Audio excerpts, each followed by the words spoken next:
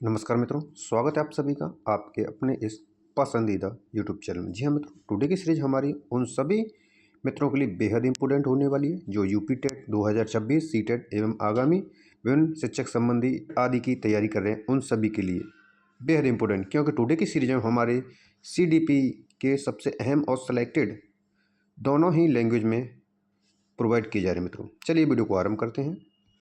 तो question number first है हमारा, विकास एक सतत प्रक्रिया है, यह किसने कहा था। एक एक प्रश्न आपके लिए बेहद इंपॉर्टेंट है, इसलिए कंप्लीट वीडियो को देखें मित्रों। तो development is the continuous process, who said this. Question और ऑप्शन दोनों को ही ध्यान से रीड करेंगे।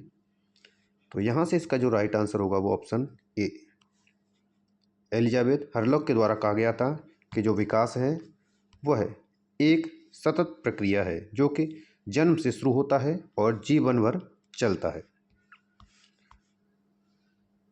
क्वेश्चन नंबर नेक्स्ट है मित्रों, वस्तु स्थायित्व किस अवस्था में विकसित होता है।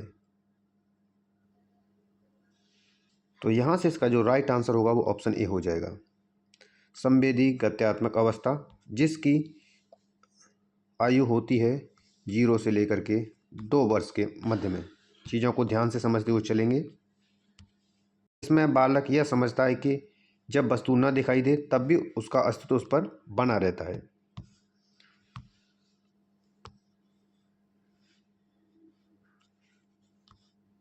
क्वेश्चन नंबर नेक्स्ट है, बहुबुद्धि सिद्धांत किसने दिया। Theory of multiple intelligence was given by.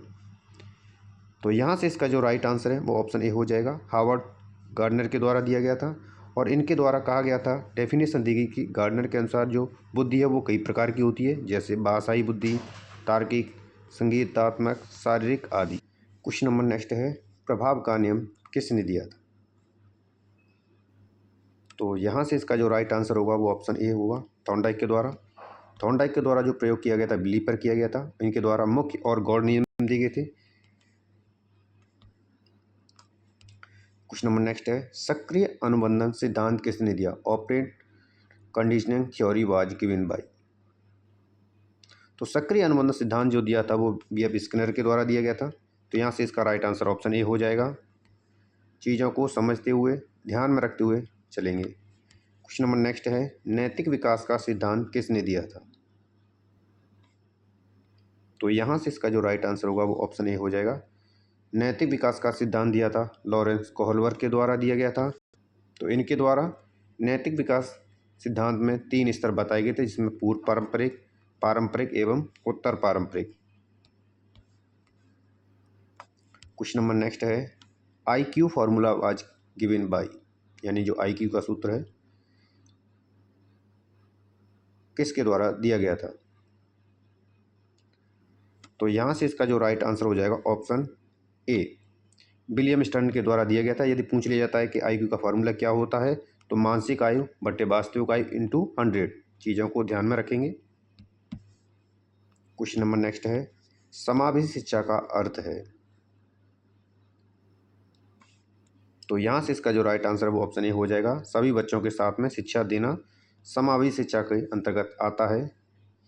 या फिर हम कह सकते हैं कि समावेशी शिक्षा में सभी बच्चों को उनकी भिन्नताओं के बावजूद समान अवसर प्रदान करना ही समावेशी शिक्षा कहलाती है। क्वेश्चन नंबर नेक्स्ट है, परिपक्वता सिद्धांत किसने दिया।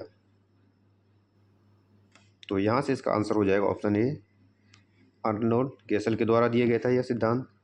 इनके द्वारा कहा था कि विकास मुख्यतः जैविक परिपक्वता पर निर्भर करता है। यह भी पूछा जा सकता है कि यह किसके द्वारा कहा गया है। क्वेश्चन नंबर नेक्स्ट है, बिना प्रबलन के अधिगम कहलाता है।